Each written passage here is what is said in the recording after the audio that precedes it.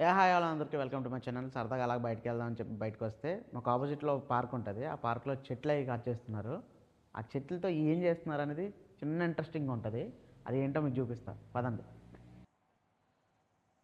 ఇలా కట్ చేసిన చెట్ని తీసుకెళ్ళి ఒక క్రషర్ అనేది ఒకటి ఉంటుంది అనమాట. ఆ లారీకి అటాచ్ చేసి తీసుకొస్తారు.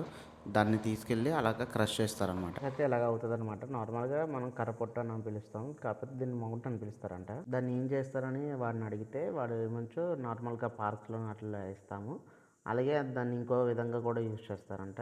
నార్మల్గా చెట్లు వేసినప్పుడు మనం గ్రోత్ కోసం మనం గెత్తం వాడతాం కదా. గెత్తం అంటే ఇక్కడ కంపోస్ట్ అని పిలుస్తారు, మనం గెత్తం అని పిలుస్తాం. దాంతో తయారు చేస్తారంట. కంపోస్ట్ కింద రెడీ చేసి అవి కూడా సేల్ చేస్తారు. ఈ విధంగా కట్ చేసిన చెట్లని అలాగా 2 టైప్స్లో యూజ్ చేస్తారనమాట వాళ్ళు.